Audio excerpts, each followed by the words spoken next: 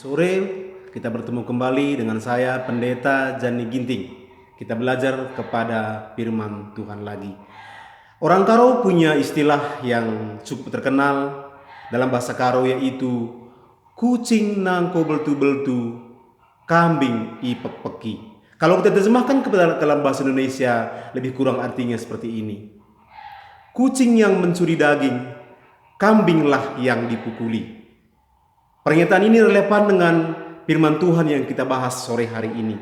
Sore hari ini kita belajar dari kitab Galatia dengan judul Kenali Musuh dan Kalahkan Itu. Pertanyaannya, siapakah musuh kita? Siapa yang harus kita perangi? Ada pernyataan ibu-ibu mengatakan, Mama Eko itu sombong kali. Dia pakai emas besar, berlian buatan luar, sepatu yang mahal-mahal kalau dia ke pesta. Saya nggak suka, sok kali dia, kata ibu-ibu ini. Pernyataan inilah pernyataan yang sederhana yang sering kita dengar di tempat-tempat umum. Tapi kalau kita kaji lewat pernyataan ini, kita tahu ada banyak orang merasa bahwa musuhnya ialah orang lain, orang di sekitar dia. Tapi kalau kita lihat firman Tuhan, sebenarnya musuh orang ialah bukan orang lain. Justru kata firman Tuhan dalam kitab Galatia bacaan kita hari ini, musuh orang ialah kesombongannya.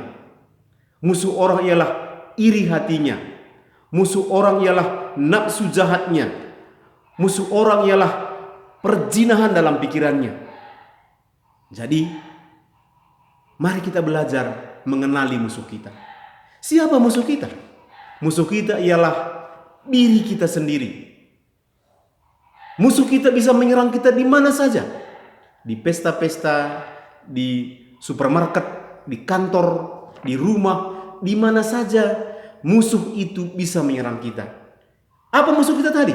Musuh kita adalah nafsu jahat, nafsu perzinahan, kesombongan kita, iri hati kita.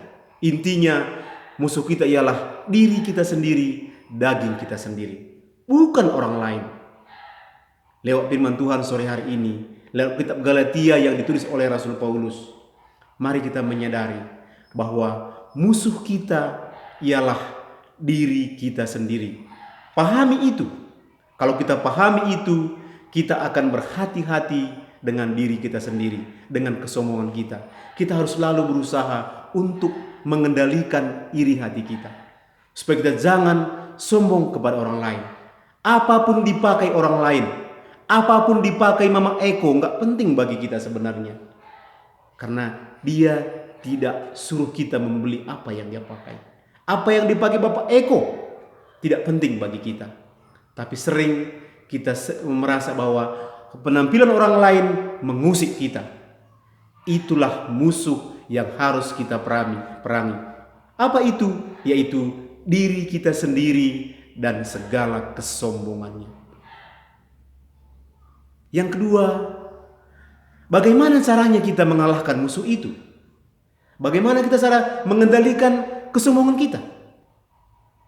Ada pernah teman berkata, berat badanku naik akhir-akhir ini. Saya tanya dia, berapa piring kamu makan? Saya makan 3 piring katanya. Oh, wajarlah saya bilang. Dari pernyataan ini apa yang mau saya sampaikan? Bahwa apa yang kita makan akan membentuk tubuh kita. Sama dengan pikiran kita ini, hati perasaan kita ini. Bahwa apa yang kita makan itu yang akan membentuk pikiran kita. Kalau kita hanya menerima informasi dari koran, dari televisi, dari media sosial, Facebook, Twitter dan Instagram, kita akan semakin menyembah diri kita. Iri hati kita akan semakin naik. Kesombongan kita akan semakin naik. Lalu bagaimana caranya?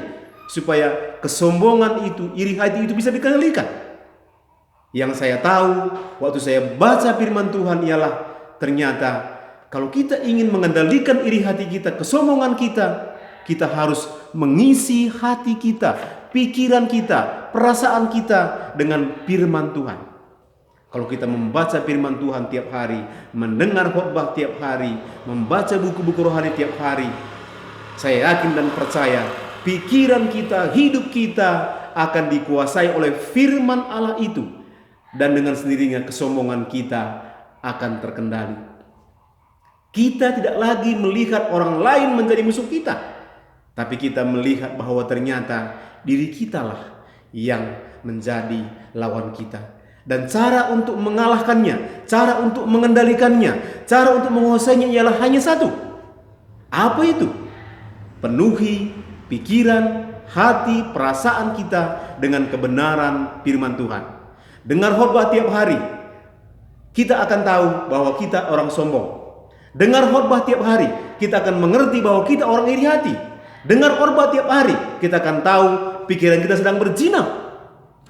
Dan kalau itu kita lakukan, kita akan menjadi orang-orang yang berubah. Orang-orang yang tidak lagi melihat orang lain sebagai musuh, tapi sebenarnya diri kita lah yang menjadi musuh kita. Inilah firman Tuhan yang bisa kita renungkan sore hari ini. Tetap percaya kepada Tuhan, tetap berharap kepada Tuhan, tetap berdoa, jaga kesehatan. Kita akan baik-baik saja karena Tuhan ada dalam kita, kita ada di dalam Tuhan. Tuhan Yesus memberkati dimanapun kita tinggal. Haleluya. Amin.